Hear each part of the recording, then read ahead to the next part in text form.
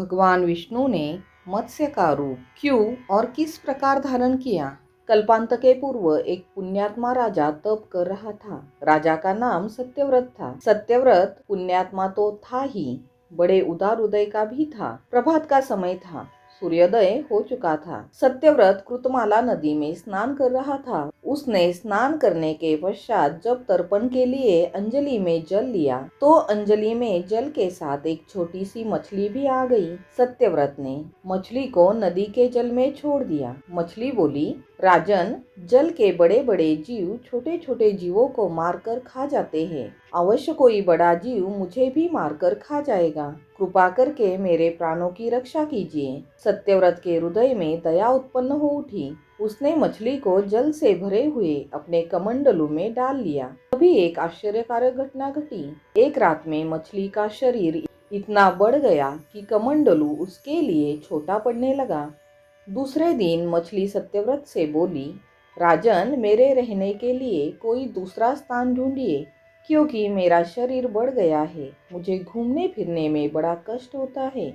सत्यव्रत ने मछली को कमंडलू से निकालकर पानी से भरे हुए मटके में रख दिया। यहाँ भी मछली का शरीर रात भर में ही मटके में इतना बढ़ गया कि मटका भी उसके रहने के लिए छोटा पड़ गया। दूसरे दिन मछली पुनः सत्यव्रत से बोली, राजन, मेरे रहने के लिए कहीं और प्रबंध कीजिए, क्योंकि मटका भी मेरे रहने के लिए छोटा पड़ रहा है। तब सत्यव्रत ने मछली को निकालकर एक सरोवर में डाल दिया, किंतु सरोवर भी मछली के लिए छोटा पड़ गया। उसके बाद सत्यव्रत ने मछली को नदी और फिर उसके बाद समुद्र में डाल दिया। समुद्र में भी मछली का शरीर इतना अधिक बढ़ गया कि मछली के रहने के लिए वह भी छोटा पड़ गया। अंततः मछली पुनः सत्यव्रत से बोली, राजन, यह समुद्र भी मेरे रहने के लिए उपयुक्त नहीं है। मेरे रहने की व्यवस्था कहीं और कीजिए। अब सत्यव्रत विस्मित हो उठा। उसने आज तक ऐसी मछली कभी नहीं देखी थी। वह विस्मय भरे स्वर में बोला, मेरी बुद्धि को विस्मय के सागर में डुबो देने वाले आप कौन हैं? मत्स्य रूपधारी श्रीहरि ने उत्तर दिया, राजन, हयग्रीव नाम के दैत्य ने वेदों को चुरा लिया है। जगत में चारों ओर अज्ञान और अधर्म का अंधकार फैला हुआ है। मैंने हयग्रीव को मारने के लिए ही मत्स्य का रूप धारण किया है। आज से 7वें दिन पृथ्वी प्रलय के चक्र में फिर जाएगी।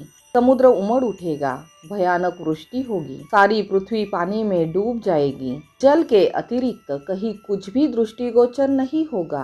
आपके पास एक नाव पहुंचेगी। आप सभी अनाजों और औषधियों के बीजों को लेकर सप्त ऋषियों के साथ नाव पर बैठ जाइएगा। मैं उसी समय आपको पुनः दिखाई पड़ूंगा और आपको आत्म तत्व का ज्ञान प्रदान करूंगा।